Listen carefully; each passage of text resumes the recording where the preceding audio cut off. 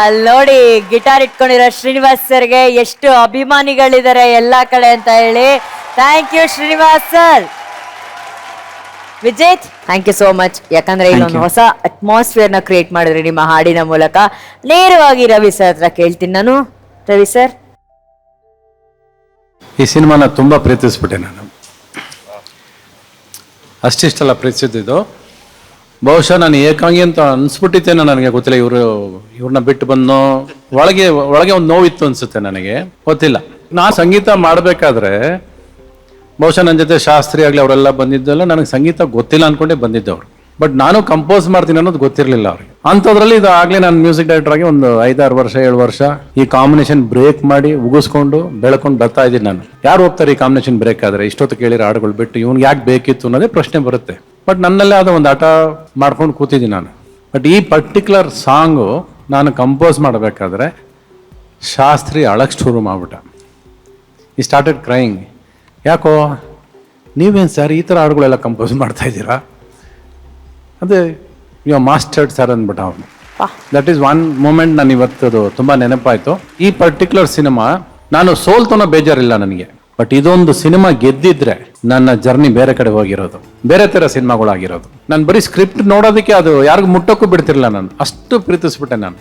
But ಈ cinema ಆದಮೇಲೆ ಅನಿಸಿದ್ದು ನನಗೆ, ಸಿನಿಮಾನ ಪ್ರೀತಿಸ್ಬಾರ್ದು ನಾವು. ಯಾಕಂದ್ರೆ ಆ ಪ್ರೀತಿ ಮಾಡಿದ್ರೆ ಅದು ನಂದು ಮಾತ್ರ ಆಗುತ್ತೆ, ಅದು ನಂದು ಮಾತ್ರ ಆಗುತ್ತೆ. ಪ್ರೀತಿ ಎಲ್ಲರೂ ಪ್ರೀತಿಸೋ ಥರ ಸಿನಿಮಾ ಮಾಡ್ಬೇಕು ನಾವು, ಎಲ್ಲರಿಗೂ ಕೊಡೋವಂಥ ಸಿನಿಮಾ ಮಾಡಬೇಕು ನಾವು.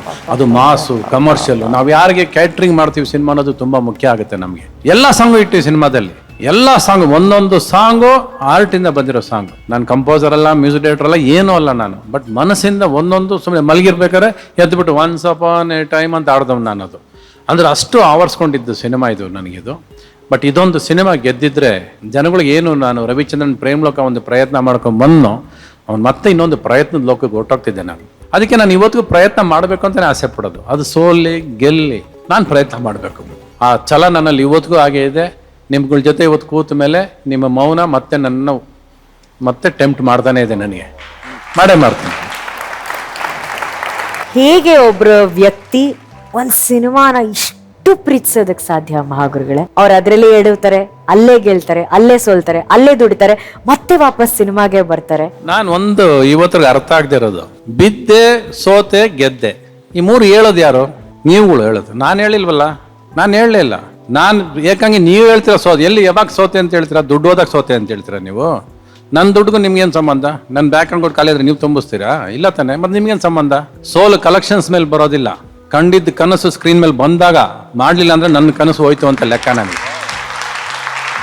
ನಾನು ಅದಕ್ಕೆ ಯಾವತ್ತು ಸೋಲು ಒಪ್ಕೊಂಡಿಲ್ಲ. ನಾನು ನನ್ನ ಹೆಗಲ ಮೇಲೆ ಇವತ್ತಿಗೂ ಹಾಕೊಂಡು ಓಡಾಡೋದು ನನ್ನ ಶಾಂತಿ ಕ್ರಾಂತಿನ, ಏಕಾಂಗಿನ, ಕಿಂದರ್ ಜೋಗಿನ ಹಾಕೊಂಡು ಓಡಾಡ್ತೀನಿ, ಅಪೂರ್ವನ ಹಾಕೊಂಡು ಓಡಾಡ್ತೀನಿ ನಾನು. ಇವತ್ತಿಗೂ ರಣಧೀರ ದಾಖಲೆಯನ್ನ ಕನ್ನಡ ಇಂಡಸ್ಟ್ರಿ ಇಲ್ಲ ಯಾವ ಇಂಡಸ್ಟ್ರಿ ದಾಖಲೆ ಮುರಿಯೋಕ್ಕಾಗೋದಿಲ್ಲ. ಯಾಕಂದ್ರೆ 5 ಶೋಸ್ ಅವತ್ತಿಗೆ 5 ಶೋಸ್ ನಡೆಯೋದು 100 days more or less all theatres all shows full ಸಿನಿಮಾದು, ರಣಧೀರ ಸಿನಿಮಾದು. ಆ ಥರ ದಾಖಲೆ ಕೊಟ್ಕೊಂಡ್ ಬಂದಿದ್ದೀವಿ ನಾವು. ಅದನ್ನ ತುಂಬಾ ಚೆನ್ನಾಗಿ ಆಡಿದೆ ನೀನು.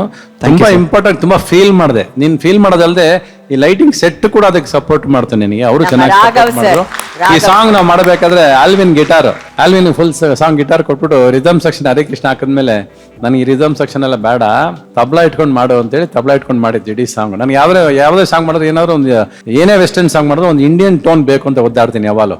ಸೊ ಇದಕ್ಕೆ ತಬ್ಲಾ ಮಿಕ್ಸ್ ಮಾಡಿದ್ ನಮ್ಮ ವೇಣು ಇನ್ನೇ ತಬ್ಲಾ ಕರ್ಸಿ ಮಾಡಿಸಿದ್ದು, ಆಲ್ವಿನ್ ಫುಲ್ ಗಿಟಾರ್ ಮಾಡಿದ್ದು ಎಲ್ಲ ಮರೆಯೋಕ್ಕಾಗಲ್ಲ. ಈ ಪ್ಲೇಯರ್ಸ್ ಎಲ್ಲ ನಾವು ಇವತ್ತಿಗೂ ಮರೆಯಲ್ಲ. ಸೊ ಈ ತರ ಈ ಸಾಂಗ್ ಕ್ರಿಯೇಟ್ ಆಗಿದೆ. You sang very well. ನನ್ನ ಇಷ್ಟು ಮಾತಾಡ್ಸಿದ್ದು ನೀನೇ ಇವಾಗ. Thank you so much sir. Cinema ಇಂಡಸ್ಟ್ರಿನ ಗೆಲ್ಸಿರೋಂಥ ರಣಧೀರನ್ಗೆ ಒಂದ್ ದೊಡ್ಡ ಚಪ್ಪಾಳೆ ಬರ್ಬೇಕಪ್ಪ. ಮಹಾಗುರುಗಳೇ, ವಿಜೇತ್ ಅವರ ಪರ್ಫಾರ್ಮೆನ್ಸ್, ಆಕ್ಚುಲಿ ಅವ್ರ ಮಾತಲ್ಲಿ ಮುಳುಗೋಗ್ಬಿಟ್ವಿ ಎಲ್ಲರೂ. It's a beautiful composition, well written, well rendered. Thank you sir. Thank you so much.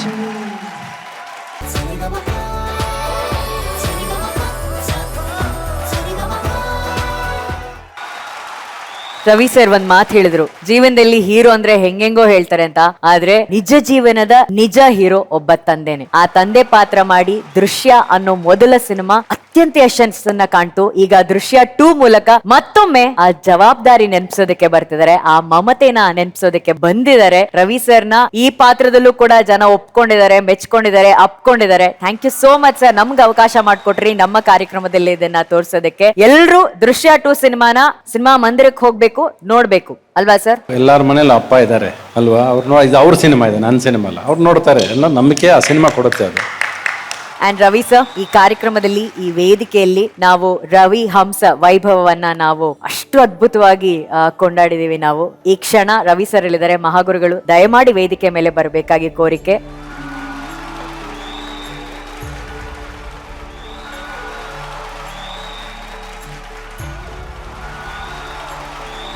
Ravi ಹಂಸ ವೈಭವವನ್ನ ನಾವೆಲ್ಲರೂ ಸಡಗರದಿಂದ ಸೆಲೆಬ್ರೇಟ್ ಮಾಡಿದೀವಿ. ಅಂಡ್ ಅವರ ಅನುಭವವನ್ನ ಹಂಚ್ಕೊಂಡಿದ್ದಾರೆ ನಮ್ಮ ಕಾರ್ಯಕ್ರಮದಲ್ಲಿ. ಮತ್ತೆ ಬದುಕನ್ನ ಹೇಗ್ ನೋಡ್ಬೇಕು ಅಂತ ಹಾಡಿನ ಮೂಲಕ, ಮಾತುಗಳ ಮೂಲಕ ಹೇಳ್ಕೊಟ್ಟಿದ್ದಾರೆ. ಅಂಡ್ ನಮ್ಮ ಜಡ್ಜಸ್ ಮೂಲಕ ಹಾಗೂ ನಮ್ಮ ಇಡೀ ವೇದಿಕೆಯ ಮೂಲಕ, ನಮ್ಮ ವಾಹಿನಿಯ ಮೂಲಕ ರವಿ ಸರ್ ಹಾಗೂ ಮಹಾಗುರುಗಳಿಗೆ ಒಂದು ಪ್ರೀತಿಯ ಕಿರುಕಾಣಿಕೆ ಇದೆ, ಅದನ್ನ ದಯಮಾಡಿ ಸ್ವೀಕರಿಸಬೇಕಾಗಿ ಕೋರಿಕೆ.